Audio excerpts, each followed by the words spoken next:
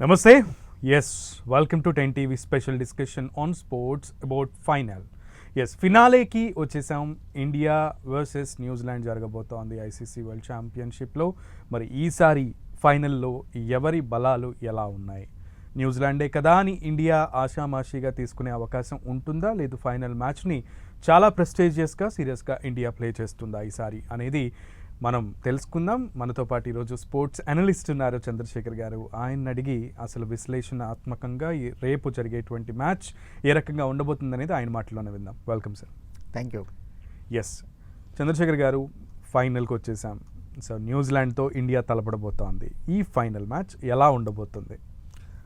New Zealand ఎప్పుడు కూడా ప్రియమైనటువంటి శత్రువే. It's always you take WTC first cycle ఫైనల్స్లో మనని ఓడించినటువంటిది కావచ్చు.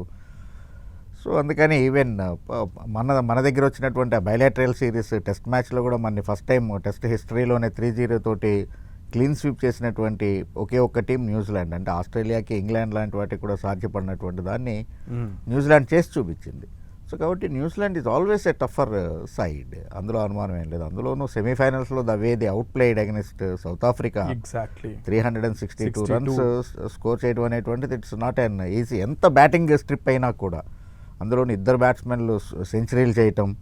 So it's really they are all in form, అందరూ బ్యాట్స్మెన్ నుంచి అందరూ కూడా. సో డెఫినెట్గా it will be the real finals అని చెప్పుకోవచ్చు రేపు జరిగేటువంటి ఛాంపియన్స్ ట్రోఫీ ఫైనల్స్. చంద్రశేఖర్ గారు, ఫస్ట్ నుంచి కూడా ఇండియా ది బెస్ట్ ఇస్తూ వచ్చింది, మంచి ఫామ్లో ఉందని చెప్పాలి. అదే ఫామ్ని రేపు కంటిన్యూ చేస్తుందని అనుకోవచ్చా? యా, ఆఫ్ కోర్స్, డౌట్ ఏం లేదు. ఇప్పుడు ఉన్నటువంటి ద వే ఇండియా ఉన్నటువంటిది, పైగా last year T20 world cup మనం గెలవటం, అదే రోహిత్ శర్మ క్యాప్టెన్సీలో గెలిచినటువంటిది. సో కాబట్టి అంటే ఒకప్పుడు సౌత్ ఆఫ్రికాని మామూలుగా ఏ రకంగా అయితే చోకర్స్ అని చెప్పేసి అంటూ ఉంటామో, అలాగనే ఇండియా కూడా ఫైనల్స్కి వస్తే కనుక ప్రెషర్కి తట్టుకోలేదు, ఈల్డ్ అయిపోతుంది అని చెప్పేసినటువంటి కామెంట్స్ ఉండేటువంటివి. బట్ ఇట్ ఈస్ రాంగ్ అని మనం ఆల్రెడీ ప్రూవ్ చేసి ఉన్నాం T20 వరల్డ్ కప్ ఫైనల్స్లో. Even 2013 edition champions trophy edition Dhoni క్యాప్టెన్సీలోనే మనము గెలవటం జరిగింది. థర్డ్ టైం దిస్ ఈస్ ఫైనల్స్లో కంటిన్యూగా 3 times ఎంటర్ అయినటువంటి టీం కూడా ఇండియానే. సో ఈ పాజిటివ్స్ అన్నీ డెఫినెట్గానే ఆ వైబ్ అనేటువంటిది క్యారీ అవుతుంటుంది ప్లేయర్స్ అందరికీను. అందులోనూ ఇంకొకటి ఏంటి అంటే, it may be too early to comment, but జనరల్గానే ఇటు రోహిత్ శర్మ, విరాట్ కోహ్లీ, రవీంద్ర జడేజా లాంటి సీనియర్స్ అందరూ కూడా ఇంకా 50 over ఫార్మేట్కి కూడా గుడ్ బై చెప్తారేమో అనేటువంటి ఇది కూడా దెర్ ఇస్ ఎ స్పెక్యులేషన్. ఎందుకంటే all of sudden T20 world cup మనం గెలిచిన వెంటనే ఎట్లయితే వాళ్ళు అనౌన్స్మెంట్ చేశారో, రిటైర్మెంట్ని అనౌన్స్ చేశారు. సో ఆ రకంగా ఇది. కాకపోతే ఇప్పుడు కమింగ్ డౌన్ ద లైన్ 27లో వన్ డే వరల్డ్ కప్ కూడా రాబోతోంది. South Africa is going to host that. Okay. So అందుకని ఇంకా 2 years స్పాన్ కదా. కోహ్లీ లాంటి వాళ్ళు is in full fit. So ఫిట్నెస్కి ఒక రకంగా పర్ఫెక్ట్ ఎగ్జాంపుల్గా ఉంటాడు Virat Kohli. Of course Jadeja is always that. So అందుకని బహుశా అప్పటిదాకా ఆగుతారా అనేటువంటి ఇది కొంత ఉన్నా కూడా, మొత్తం మీద ఛాంపియన్స్ ట్రోఫీ అయితే ఇంకొకసారి ఆడేటువంటి అవకాశం అయితే వీళ్ళకి లేదు, కన్సిడరింగ్ ది రేస్ ఫ్యాక్టర్ అండి ఇది.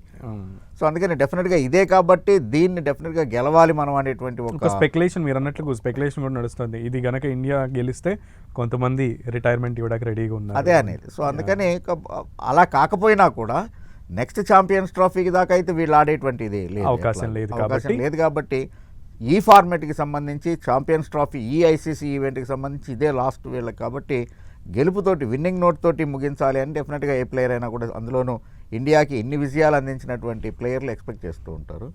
సో డెఫినెట్లీ వాళ్ళ నుంచి ఆ పెర్ఫార్మెన్స్ అనేటువంటిది మనం ఎక్స్పెక్ట్ చేయొచ్చు. అందుకని ఆ మోటివేషనల్ డ్రైవ్ అనేటువంటిది మిగిలినటువంటి ఆటగాళ్ళ మీద కూడా ఉంటుంది. So if you look back 2011 world cup, Sachin టెండూల్కర్కి ఒక గ్రాండ్ ఫినాలే ఇవ్వాలి. టెండూల్కర్ ఇండియన్ క్రికెట్కి చేసినటువంటి సర్వీసెస్కి, దానికి ద రియల్ ఫేర్వెల్ ఏంటి అంటే మనం వరల్డ్ కప్ గెలిచి అతనికి ఇవ్వటం అనేటువంటిది. సో అది అందరినీ కూడా డ్రైవ్ చేసింది, మోటివేట్ చేసింది. దాంతో మనం గెలిచాం దాన్ని. సో అందుకని అలా ఆ రకంగా ఒక్కొక్కళ్ళకి ఒక్కొక్కటి, ఒక ఆటలోకి మైదానంలోకి దిగేటప్పుడు సహజంగానే ఏ ప్లేయర్కైనా కూడా ఒక డ్రైవింగ్ ఫ్యాక్టర్ అనేటువంటిది ఉంటుంది.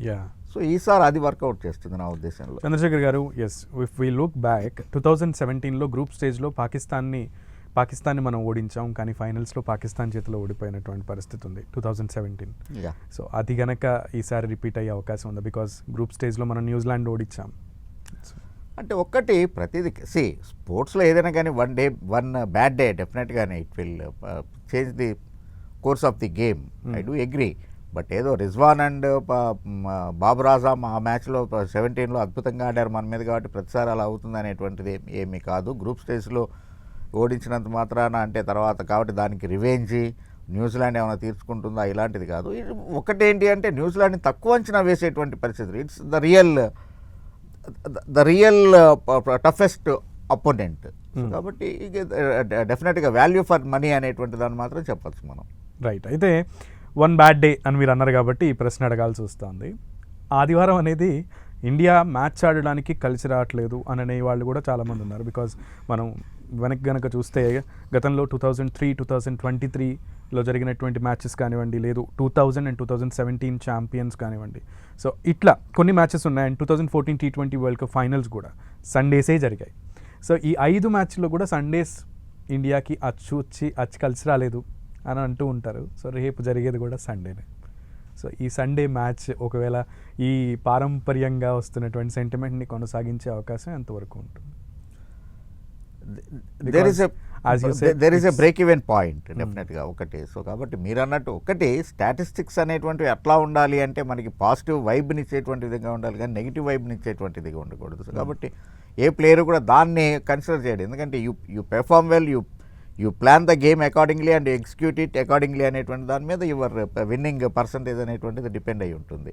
సో అందుకని ఏదో సండే వచ్చింది కాబట్టి ఇప్పుడు ఐసీసీ ఈవెంట్స్ అందులోనూ ఇట్లాంటి అదే వరల్డ్ కప్ కావచ్చు అంటే ఏదో సరే ఫైనల్స్ జనరల్గానే ఫైనల్స్ కాబట్టి సహజంగానే సండే ఉండాలి అనేటువంటి దాంతో any broadcaster will look for that. Okay. So కాబట్టి ఆ యాంగిల్లో కూడా చూడాలి. మీరు ఏదో సెంటిమెంట్ ఒక టీమ్కా లేకపోతే ఇంకో టీమ్కా అనేటువంటి దాన్ని కాకుండా జనరల్గా in the wider prospect if you look at జనరల్గా ఐసీసీ ఎట్లా డిజైన్ చేస్తుంది అంటే కనుక బికాస్ అల్టిమేట్గా broadcaster is your revenue source. So కాబట్టి వాళ్ళ బెనిఫిట్స్ ఏంటనేది కూడా ఆలోచించాల్సినటువంటి అవసరం ఉంది.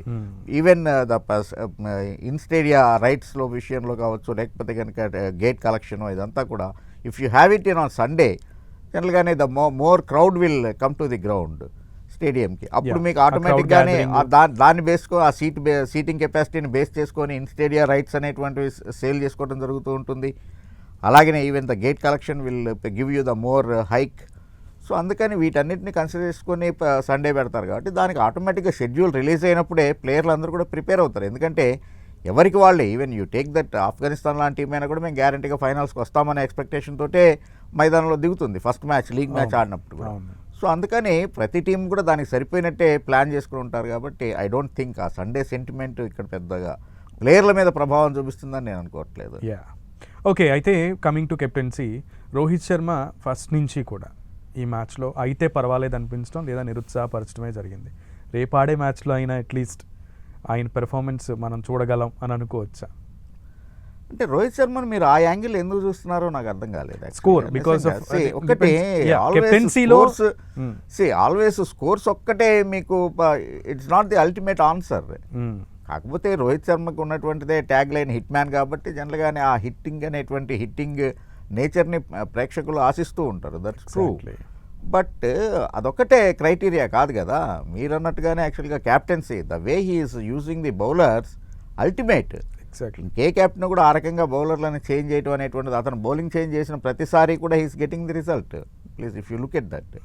సో అందుకని అందులోనూ రోహిత్ శర్మ మరీ అంత తీసుకట్టుగా లేదు. ఒకటి ఏంటంటే he's having a good start, but దాన్ని పెద్ద స్కోర్ కింద ఇది చేయలేకపోతున్నాడు, అంతే. దాన్ని కన్వర్ట్ చేయలేకపోతూ ఉన్నాడు. That's the only drawback.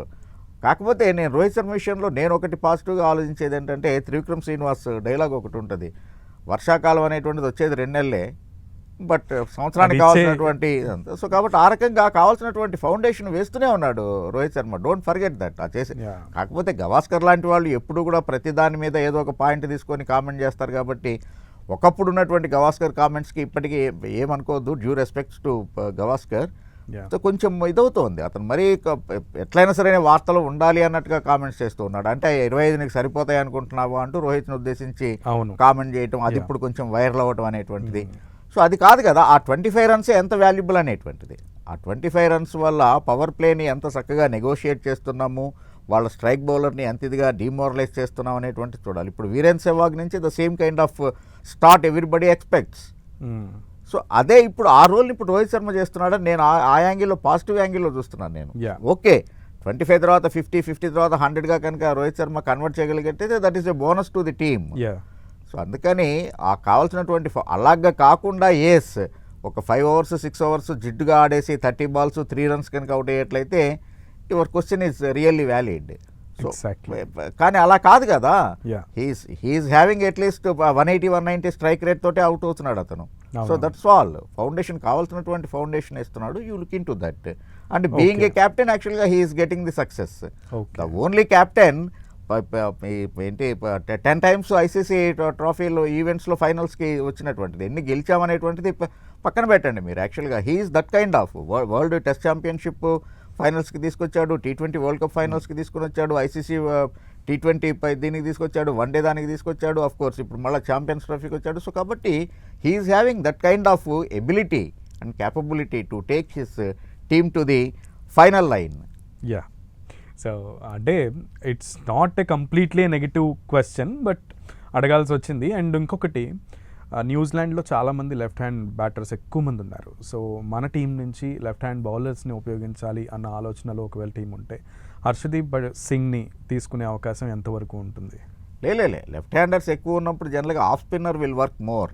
Okay, అంతేగాని దానికోసం లెఫ్ట్ హ్యాండర్ కోసమని medium pacer, this is not Graeme Smith and Zaheer Khan combination కాదు ఇది. సో అందుకని దాన్ని పెద్ద వర్రీ కావాల్సినటువంటి అవసరం లేదు. ఐ డోంట్ థింక్ యాక్చువల్గా యు ఆర్ రైట్. లెఫ్ట్ హ్యాండర్లు ఎక్కువ ఉన్నప్పుడు కనుక ఇప్పుడు suppose if you have a quality of spinner that works better, that works more. Chandrashekar గారు, చేజింగ్లో Kohli from the beginning he's doing his best, he's giving the biggest thing which anyone can do, so anyone can do. So ఆ రకంగా కోహ్లీ చేజింగ్లో అయితే అదరగొడుతున్నాడు, కానీ starting వస్తే మాత్రం కొంత ఇబ్బంది పడుతున్నటువంటి పరిస్థితి. సో ఎలా ఉండే అవకాశం ఉంది రేపు? కోహ్లీ ఇప్పుడు ఉన్నటువంటి ఫామ్ కాబట్టి అఫ్ కోర్స్ బ్యాటింగ్ ఫస్ట్కి బ్యాటింగ్ సెకండ్కి there is a lot of difference. అందుకనే కోహ్లీని చేజింగ్ కింగ్ అని చెప్పేసి అని కూడా అంటూ ఉంటాం. Most of his runs scored in the second innings అంటే while chasing. That's true. But యాక్చువల్గా ఈవెన్ ఫస్ట్ బ్యాటింగ్ చేసినప్పుడు కూడా ఆ రకమైనటువంటిది ఉన్నటువంటి కన్సల్టేషన్ చేయగలిగినటువంటిదే. ప్లస్ ఫామ్ డెఫినెట్గానే ప్లేయర్కి ఎప్పుడైనా కూడా తనకున్నటువంటి present form again that works as a motivating factor, driving ఫ్యాక్టర్గా పనిచేస్తుంది. కాబట్టి ఆల్రెడీ ఒక సెంచరీ, అందులోనూ కీ రోల్ పోషించాడు పాకిస్తాన్ మీద. Plus of course even last match 84 runs almost century చేస్తాడేమో అనేటువంటి టైంలో. సో కాబట్టి ఆ ఫాము, ఆ గణాంకాలు అనేటువంటి అతనికి ఎట్లాగూ ఒక బూస్టర్ డోస్ లాగా వర్క్ చేస్తాయి. సో అందుకని let it B first batting are second batting, I don't think Kohli మీద ఇది ఉంటుందని. కాకపోతే ఏంటంటే సెకండ్ బ్యాటింగ్ అప్పుడు అంటే చేసింగ్ అప్పుడు జనరల్గానే ఒక రకమైనటువంటి అతను మోటివేట్ అవుతూ ఉంటాడు సహజంగానే. స్కోర్ బోర్డ్ చూసి రిక్వైర్డ్ రేట్ ఎంత రిక్వైర్డ్ రేట్ పెరుగుతూ ఉంటే అతనికి అంత ఊపు వస్తూ ఉంటుంది. ఒక్కొక్కసారి కొంతమంది ఎలా ఉంటారంటే ఫస్ట్ ఇది చేసేటప్పుడు సహజంగానే అతను యాక్సలరేషన్ చేయాలా లేకపోతే బిగినింగ్లో కొంత డిఫెన్సివ్గా ఆడాలనేటువంటి ఇదిలో ఉంటాడు. ఇప్పుడు ఉన్నటువంటి ఇదిలో మొదట్లో కొంత స్లో స్టార్టర్గా ఉన్నాడు, ఆ తర్వాత యాక్సలరేట్ చేస్తూ ఉంటాడు. సో అక్కడ మనకి కోహ్లీలో ఆ డిఫరెన్స్ ఎందుకు కనబడుతోంది అంటే సహజంగానే టార్గెట్ సెట్ చేయాల్సినటువంటి పరిస్థితి మనకి. సో అతను ఒక 4 డాట్ బాల్స్ కనుక ఎక్కువ ఆడేటప్పటికీ అరే స్కోర్ బోర్డ్ మీద ఇంకా రావట్లేదు, మనకు కావాల్సినటువంటి సఫిషియంట్ టార్గెట్ ప్రత్యర్థికి పెట్టగలమా లేదా అనేటువంటి టెన్స్లో ప్రేక్షకులు ఉంటారు. Even that applies to the batsmen himself. అరే సో ఇంకా అయిపోయింది, సో ఇంకా నెక్స్ట్ నేను గేర్ మార్చాల్సినటువంటి అవసరం ఉంది అనేటువంటిది. అదే చేజింగ్ అప్పటికి ఏమవుతుందంటే already you know what is your target, what is the requirement, asking rate అనేటువంటిది తెలుసు. కాబట్టి ఆ యాంగిల్లో తనకి తను మోల్డ్ అవుతూ ఉంటాడు. సో దట్స్ ద డిఫరెన్స్ కోహ్లీకి batting first or batting second. Okay, Chandrashekar గారు, రచిన్ రవీంద్ర, కేన్ విలియమ్స్ ఈ ఇద్దరు కూడా మంచి ఫామ్లో ఉన్నారు న్యూజిలాండ్ సైడ్ నుంచి. సో మన స్పిన్నర్స్ వాళ్ళని అడ్డుకట్ట వేయగలరా, రేపు కట్టడి చేయగలరా?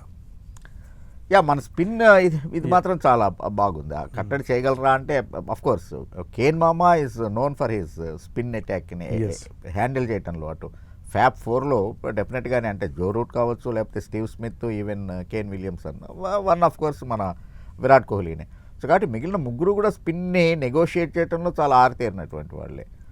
దానికి తగినట్టుగానే మనం డెఫినెట్గా మన యొక్క ప్లాన్లని, స్ట్రాటజీలని వర్కౌట్ చేసుకోవాల్సినటువంటి అవసరం ఉంది. Rachin Ravindra now is a new find న్యూజిలాండ్కి డెఫినెట్గానే.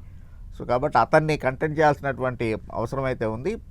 కాకపోతే ఏంటంటే రచిన్ రవీంద్ర విషయానికి వచ్చేటప్పటికి డెఫినెట్గా అతని గేమ్ని మొత్తాన్ని మనం అబ్జర్వ్ చేస్తూ ఉండేట్టే కనుక if you have a point and backward point and covers, so కాబట్టి డెఫినెట్గా ఈ 3 ఏరియాలని కనుక మీరు రిస్ట్రిక్ట్ చేసేట్లయితే Rachin Ravindra will be shaky కొంచెం స్కోర్ చేయడానికి. అంటే తనంతట తను తప్పు చేసేటువంటి విధంగా స్టెప్ అవుట్ అవ్వటము, ఒక రాంగ్ షాట్ ఆడేటువంటిది చేస్తూ ఉంటాడు if you take his throughout graph.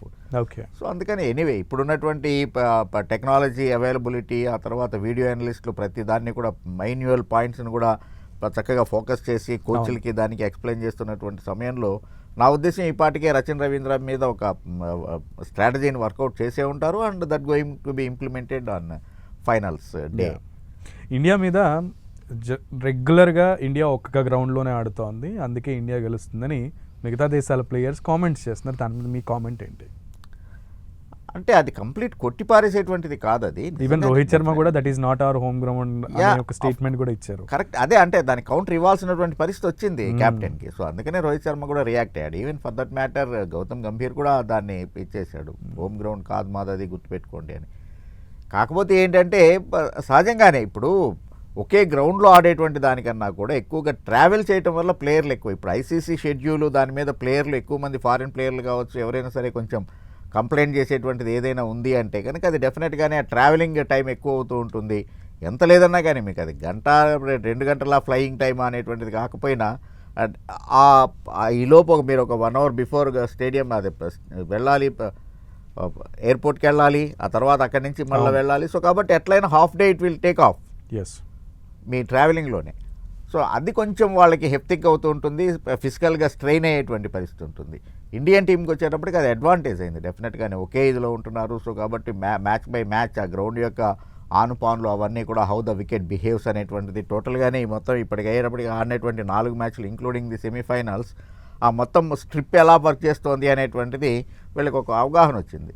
So అది కొంచెం అడ్వాంటేజ్, నేను I do agree with that. కాకపోతే ఏంటంటే షెడ్యూల్ అలా ఉంది.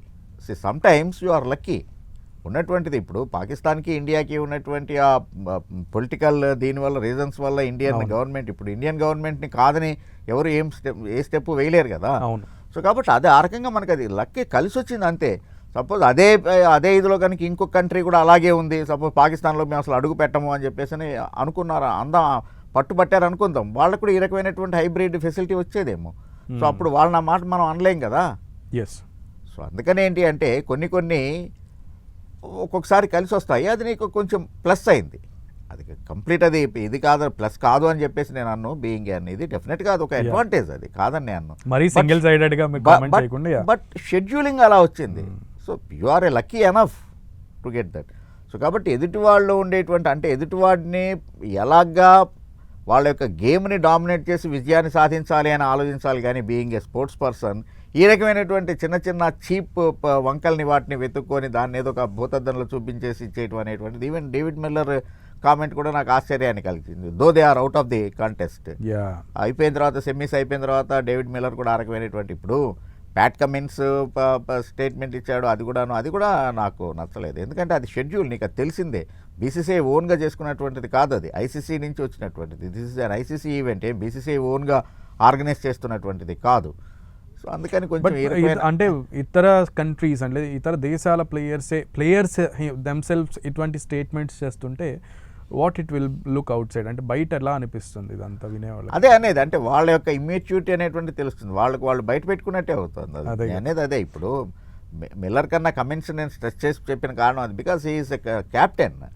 సో ఒక ఆస్ట్రేలియా లాంటి ఒక ఛాంపియన్ కంట్రీకి క్యాప్టెన్గా ఉన్నటువంటి వ్యక్తి కూడా ఇట్లాంటి స్టేట్మెంట్స్ అనేటువంటిది నాట్ దట్ అడ్వైజబుల్, అది మంచిది కాదు, అది నీ చేతిలో లేనటువంటిది, అది వాళ్ళకి తెలుసు. ఇప్పుడు అదేమి ఇండియన్ టీం చేతిలోనో బీసీసీఐ చేతిలో ఉన్నటువంటిది కాదు కదా, అది ఐసీసీ యాక్సెప్ట్ చేసింది. బీసీసీఐ గవర్నమెంట్ అంటే గవర్నమెంట్ నుంచి వచ్చినటువంటి దాన్ని ఐసీసీకి ఫార్వర్డ్ చేస్తే ఐసీసీ యాక్సెప్ట్ చేసింది, అది హైబ్రిడ్ పద్ధతిలో ఒప్పుకుంది.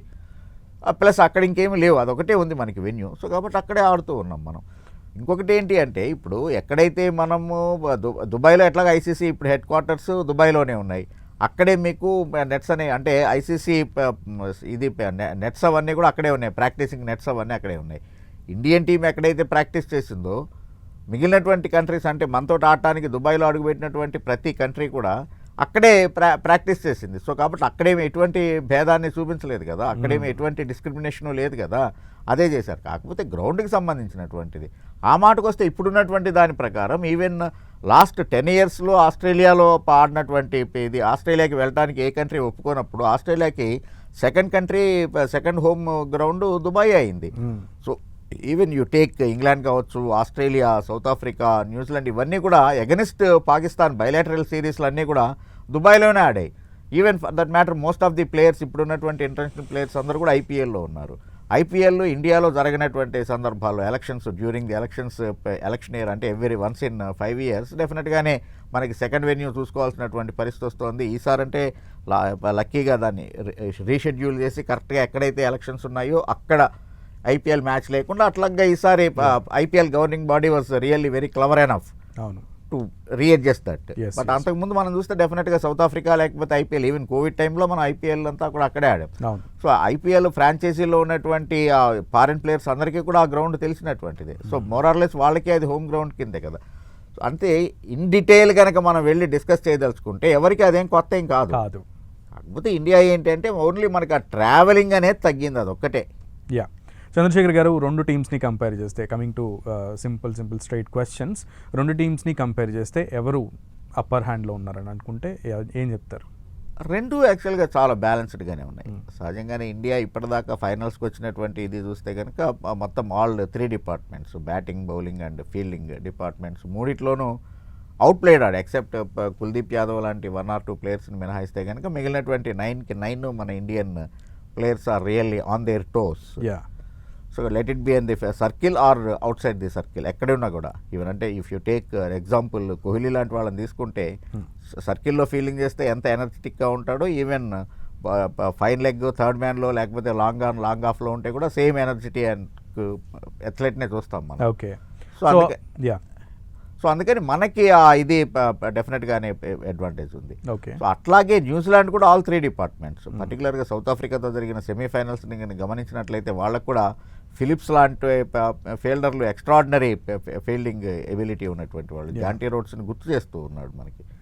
సో అందుకని వాళ్ళకి ఆ ఫీల్డింగ్ డిపార్ట్మెంట్ కూడా చాలా ఇదిగా ఉంది. అలాగనే batting of course will young నుంచి కూడా ఈవెన్ అప్ టు శాంట్నర్ దాకా వాళ్ళకి బ్యాటింగ్ ఇది ఉంది. బౌలింగ్లో కూడా ఇండియా దుబాయ్లో స్లో వికెట్ స్పిన్నింగ్కి హెల్ప్ చేస్తుంది కాబట్టి ఇండియాకి అడ్వాంటేజ్ అని ఇప్పటిదాకా అనుకుంటే, ఆ యాంగిల్లో చూస్తే కనుక న్యూజిలాండ్ కూడా స్పిన్ అటాక్ అనేటువంటిది, పర్టికులర్గా సెమీఫైనల్స్లో the way Rachin Ravindra bowled, so వాళ్ళకి ఒక ఎక్స్ట్రా బౌలర్ దొరికాడు అనేటువంటి కాన్ఫిడెన్స్ వాళ్ళకి క్రియేట్ అయింది. Anyway Phillips is there, Glenn Phillips లాంటి వాళ్ళు.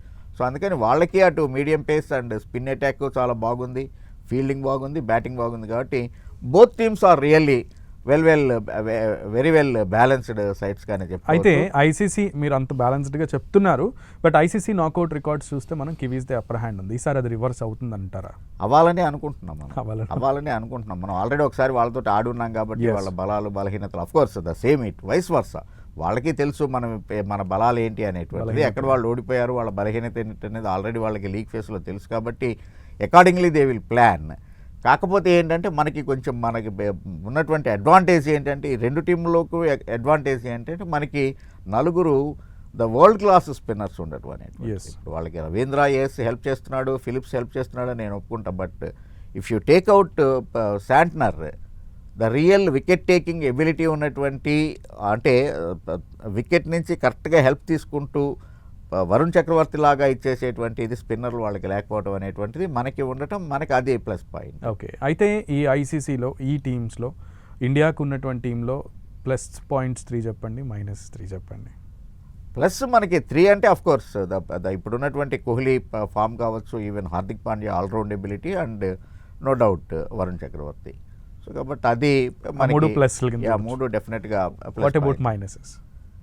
మైనస్ అనేటప్పటికీ కుల్దీప్ యాదవ్ని ఉంచాలా లేదా అనేటువంటి మీమాంసలో కెప్టెన్ని పడేయటం అనేటువంటిదే కొంచెం. ఎందుకంటే Kuldeep Yadav is proven expensive, but మొన్న చాలా ట్రోలింగ్కి గురయ్యాడు. బట్ అదే అనేటువంటిది. So he's proven expensive bowler. But third power ప్లేలో ఒక స్పిన్నర్ని బౌలింగ్కి తాగలిగినటువంటి ధైర్యం కెప్టెన్ చేస్తున్నాడు అంటే అది కేవలం కుల్దీప్ యాదవ్ వల్లే. ఓకే.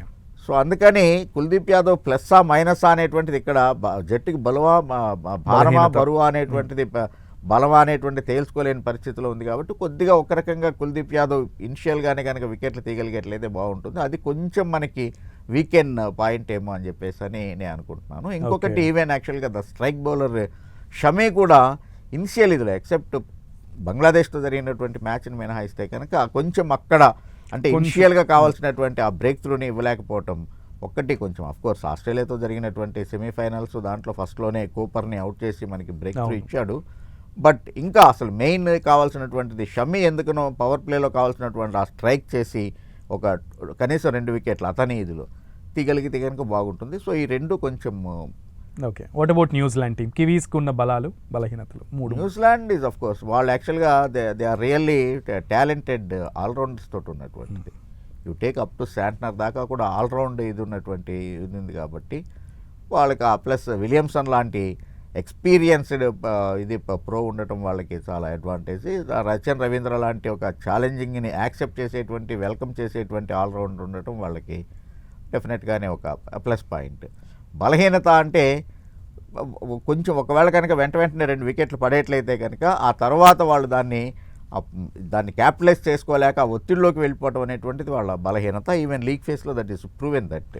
ఎగ్జాక్ట్లీ వాళ్ళకి ఆస్ట్రేలియాతో సౌత్ ఆఫ్రికాతో ఆడినటువంటి మ్యాచ్లోనే న్యూజిలాండ్ 362 రన్స్ చేసింది. రేపు ఇండియాతో ఆడే మ్యాచ్లో మనం ఎంత లోపు స్కోర్ని కట్టడి చేయగలిగితే విన్నింగ్ దిశగా వెళ్ళే అవకాశం ఉంటుంది, వాళ్ళు ఎంత స్కోర్ చేసే అవకాశం ఉండొచ్చు. అంటే ఇది ఆస్ట్రేలియా అంటే వాళ్ళు సెమీస్ ఆడినటువంటి కరాచీ వికెట్ని ఇక్కడ దీన్ని కంపేర్ చేసేటువంటిది. అది కంప్లీట్గా బ్యాటింగ్ స్ట్రిప్, ఇదేమో యాక్చువల్గా స్లో టర్నర్. అందుకని ఇక్కడ మామూలుగానే 270, 275 కొట్టేట్లయితే దట్స్ ఎ బిగ్ స్కోర్. డెఫినెట్గా కళ్ళు మూసుకొని మనం గెలుస్తామనేటువంటి ధైర్యాన్ని ఇచ్చేటువంటి స్కోర్ అది. సో అందుకని ఇక్కడ అంత స్కోర్ వచ్చేటువంటి అవకాశం లేదు. ఎనీథింగ్ 280 విల్ బి ది పార్ score. So who is gonna bat first అంటే ఏం చెప్తారు? అసలు ముందు టాస్ గెలిస్తే ఇండియా బ్యాట్ చేయాలా? Rohit Sharma win the toss first. Okay. If India got one in toss, ఏదైనా కానీ టాస్ గెలిస్తే ఫస్ట్ బ్యాటింగ్ చేయడం ఇస్ బెటర్ ఆప్షన్. ముందు నుంచి ఇదే చెప్తున్నారు అందరూ. బట్ మనం ఏ మ్యాచ్లో కూడా ఇది గెలవాలి అనుకున్న మ్యాచ్లో టాస్ గెలవాలి అనుకున్న దాంట్లో ఎప్పుడు కూడా కాకపోతే లక్కీగా టాస్ ఓడిపోయినంత మాత్రాన మ్యాచ్ ఓడిపోవట్లేదు రోహిత్ శర్మ. సో కాబట్టి ఓకే, ఒక రకంగా ఆలోచిస్తే కనుక టాస్ ఓడిపోతే కూడా నయమే అనిపిస్తుంది అది నాకు. ఎస్. సో రేపు కూడా మనం ఆ విధంగా టాస్ ఓడిపోగానే ఇండియన్స్ అందరికి ఒక భరోసా వస్తుందేమో, might be okay we're going to win అని సింపుల్గా. ఓకే, ఈ ఐసీసీ ఛాంపియన్స్లో రోహిత్ శర్మ గనక ఈ టీంని విజయ తీరాలకు గనక చేరిస్తే ఇండియన్ క్రికెట్లో Rohit Sharma will be a legend, will seen like a legend అంటే ఏం చెప్తారు? ఈ ఛాంపియన్స్ ట్రోఫీలో విజయాన్ని సాధిస్తేనే రోహిత్ శర్మ లెజెండ్ అనేటువంటిది కాదు. ఇందాక కూడా మనం ఇనిషియల్గా చెప్పుకునేటువంటిది. బట్ జనరల్గానే అఫ్ కోర్స్ మీ కిరీటంలో ఒక్కొక్క ఫెదర్ యాడ్ అవుతూ ఉంటే ఆ జాయ్ వేరుంటుంది సహజంగానే. When you retire you look back. ఇప్పుడు ధోని రిటైర్ అయిపోయి ఉన్నాడు, బట్ యాక్చువల్గా 3 ఐసీసీ ట్రోఫీలు అందించినటువంటి ఓన్లీ క్యాప్టెన్ అనేటువంటిది అతనికి ఉంది. అఫ్కోర్స్ ఆ టైంకి ఇంకా వరల్డ్ టెస్ట్ ఛాంపియన్షిప్ రాలేదు కాబట్టి, కానీ లేకపోతే అది కూడా గెలిపించి ఉండేవాడు మమ్మల్ని. సో అందుకని సహజంగానే ఒక క్యాప్టెన్, ఈ క్యాప్టెన్ ఇండియాకి ఇన్ని విజయాలు అందించాడు. ఎంతైనా కానీ Kapil Dev is the pioneer. 1983 World Cup winning captain first కాబట్టి ఆ రెస్పెక్ట్ కానీ ఇది ఎట్లాగైనా కపిల్ దేవ్కి ఉంటుంది ఎప్పుడు కూడా. Always he has that due respect. So అట్లాగనే ఇది గెలిపించేట్లయితే Rohit Sharma definitely he will be in the books. అయితే న్యూజిలాండే కథ అని ఆడిన కొన్ని సందర్భాల్లో చాలాసార్లు మనకి జలక్లు ఇచ్చింది న్యూజిలాండ్. సో రేపు ఆ విధంగా ఆట తీరు ఉంటుందని అనుకుంటారా? సమయం ఎందుకు దీన్ని నేను అంటే బీయింగ్ అన్ ఎంపైర్ అనలిస్ట్ ఇది నేను ఏ టీము కూడా ఎవరిని కూడా కథ అని ఎప్పుడు అనుకోదు. అదే కథ అంటే ఆ వీళ్ళే కదా అనేటువంటి దాంతో ఎప్పుడు దగ్గర బరిలోకి తర్వాత ఒక్కొక్కసారి ఏంటంటే మనం వేసుకునేటువంటి కొన్ని మ్యాచెస్ లేదు సారీ అసలు ఆ విషయం నేను ఒప్పుకోను. నేను ఎందుకంటే ఆన్ ఫీల్డ్ నేను 22 yards నుంచి నేను ప్లేయర్స్ చూసేటువంటి వ్యక్తిని. నేను గ్రౌండ్ లో దిగినప్పుడు let it B league match కావచ్చు లేకపోతే అసలు క్వశ్చనే ఉండదు. నేను చెప్తున్నాను కదా అసలు ఆ ఇది ఉండదు. మీరు తీసుకుని వచ్చి ఇప్పుడు ఈవెన్ యాక్చువల్గా కెన్యా లాంటి టీంలో లేకపోతే ఎందుకు మేఘాలయ రంజీ ట్రోఫీ మేఘాలయాని లేకపోతే అస్సాంని ఎవరైనా ఏ టీం అయినా తక్కువ తీసుకుంటుందా? లేదు. వాళ్ళ ఫుల్ ఫ్లెడ్జ్ ఏది ఉందో దాంతోటే బరిలోకి దిగుతున్నారు రంజీ ట్రోఫీ. మరి ఏమి ఇప్పుడిప్పుడే పైకి వస్తుంది కదా. యాక్చువల్గా కర్టసీ సుప్రీంకోర్టు గైడ్ లైన్స్ వల్ల యాక్చువల్గా వాటన్నిటికీ ఇప్పుడు రంజీ ట్రోఫీ ఆడేటువంటిది వచ్చింది. If you go to that history. So so అందుకని మరి వాటిని ఎందుకు లైట్గా తీసుకోవట్లేదు మీరు? Even when you look in to the associated countries entry వచ్చినప్పుడు నేపాల్ లైన్ టీంని ఏమైనా తక్కువ తీసుకుంటున్నాయా ఎవరైనా? లేదు కదా. అంటే వాళ్ళు ఎంత వీక్ అనేటువంటిది తెలుసు కదా మీకు. అవును. కాబట్టి ఒకసారి మైదానంలోకి దిగేటప్పుడు ఏ టీం అయినా కానీ 1:1 ప్రత్యర్థిని తక్కువగా తీసుకునేటువంటిది ఉండదు. ఎందుకు ఆ విషయంలో మాత్రం నేను 100% ఒప్పుకోను నేను. ఎందుకంటే నేను ప్రాక్టికల్గా కళ్ళ ముందు అందరినీ చూస్తున్నాను వాడిని ప్లేయర్స్ని. ఎవరిని కూడా మామూలుగా ఆరే క్యాసా ఓయి టీం అయినా క్యా అని ఎప్పుడు ఎవరు అనలేదు. లేదు, అలా ఎలా అంటారు సార్? అదే అనేటువంటిది. సో కాబట్టి అందులోనూ న్యూజిలాండ్ అనేది మనకి తెలిసినటువంటిదే. ఇందాక కూడా నేను చెప్పినట్టు దట్స్ రియల్లీ ప్రియమైనటువంటి శత్రువు. సో అందుకని న్యూజిలాండే కదా అనేటువంటి మాట అసలు రాదు. ఒకవేళ ఈవెన్ ఒకవేళ బంగ్లాదేశ్ లాంటిదో లేకపోతే కనుక కెన్యా ఆఫ్ఘనిస్తాన్ లాంటివి వస్తే కనుక అప్పుడు కూడా మనం అనమాట ఆ బంగ్లాదేశే కదా లేకపోతే ఆఫ్ఘనిస్తానే కదా అని. సో అట్లాంటిది ఇంకా న్యూజిలాండ్ కదా అనేటువంటి పరిస్థితి ఉండదు. డెఫినెట్గా all guns are aimed. Okay, all guns are if all guns are aimed tomorrow మీ ఫేవరెట్ టీమ్ ఏది? సో ఇక్కడ మళ్ళీ నువ్వు నా దేశభక్తిని శంకించద్దు please. You're not getting tricked, sir. No. Don't try to pull my legs. Yeah. See, obviously, you're not obviously India గెలవాలి అని అనుకుంటాము. అండ్ ఆన్ పేపర్ కూడా చూస్తే కనుక డెఫినెట్గా India has an edge. New Zealand is a tougher side. I do agree with that. But జనరల్గానే ఉన్నటువంటి players యొక్క 1-to-1 ఎక్స్పీరియన్స్ని దాన్ని చూస్తే కూడా లేకపోతే ఇట్లాంటి క్రంచ్ సిచ్యుయేషన్స్లో ఎట్లా బయటపడతారు అనేటువంటిది. Even you take the bilateral సిరీస్లు తీసుకుంటే కూడా 2 డౌన్లో ఉన్న తర్వాత కూడా మనం సిరీస్ని గెలుచుకుంటూ ఉన్నాం. ఎందుకు అంటే ఎప్పుడైతే క్రంచ్ సిచ్యుయేషన్ వస్తుందో, అందుకే నేను మొదట్లో ఇండియాకి పేరు ఉండేది ఫైనల్స్కి వస్తే బోల్తా పడతారు, ఒత్తిడిని తట్టుకోలేరు అనేటువంటిది. ఇప్పుడు ఆ ట్యాగ్ లైన్ లేదు ఇండియాకి. కంప్లీట్ దాని నుంచి బయటకు వచ్చారు. ఒకసారి వస్తే కనుక అంటే పట్టరాదు, పట్టు విడవరాదు అనేటువంటి యాటిట్యూడ్ని ఇప్పుడు ఇండియన్ టీం డెవలప్ చేసుకుంది. ఎగ్జాక్ట్లీ. సో అందుకని ఆ యాంగిల్లో డెఫినెట్గా ఇండియాకి ఎడ్జ్ ఉందని చెప్పేసి చెప్పుకోవచ్చు. అద్భుతం. సో మొత్తానికి ఎంత ట్రిగర్ చేయాలని చూసినా చంద్రశేఖర్ గారు చాలా కాన్సర్న్డ్గా చాలా కార్నర్డ్గా ఆయన ఆన్సర్ని అయితే స్ట్రైట్గా ఇవ్వడం జరిగింది. సో ఎస్, ఇండియాకే ఎడ్జ్ ఉంటుందంటూ కూడా చంద్రశేఖర్ గారు చెప్తున్నారు. Thank you for your valuable analysis on about final match of ICC World Cup champions. So Chandrasekhar garu ఎంత ఇబ్బంది పెట్టాలని చూసినా కూడా you are very clear on what you are saying. So రేపటి మ్యాచ్ ఎలా ఉండబోతోంది ఫైనల్లో? ఎస్, ఎవరెవరు ఎంత స్కోర్ చేసే అవకాశం ఉండొచ్చు, ఏ టీంకి ఎడ్జ్ ఉందంటే చంద్రశేఖర్ గారు ఆల్రెడీ మన ఇండియాకే ఎడ్జ్ ఉందని అన్నారు. సో చాలామంది చాలా ఆతృతగా ఎదురు చూస్తున్నారు వరల్డ్ కప్. ఎందుకంటే 2017లో చేజేతులారా మనం అక్కడి దాకా వచ్చింది, అందుకోలేకపోయాం. బట్ ఈసారి రోహిత్ శర్మ సారథ్యంలో ఖచ్చితంగా ఆ ఛాంపియన్షిప్ ట్రోఫీని అందుకోవాలని అందరం అనుకుంటున్నాం. లెట్స్ వెయిట్ అండ్ సీ ఈసారి ఫైనల్ భారత్కి దక్కుతుందా లేదా అనేది. ఇది ఇవాల్టి స్పోర్ట్స్ స్పెషల్ డిస్కషన్. మళ్ళీ కలుద్దాం. నమస్తే.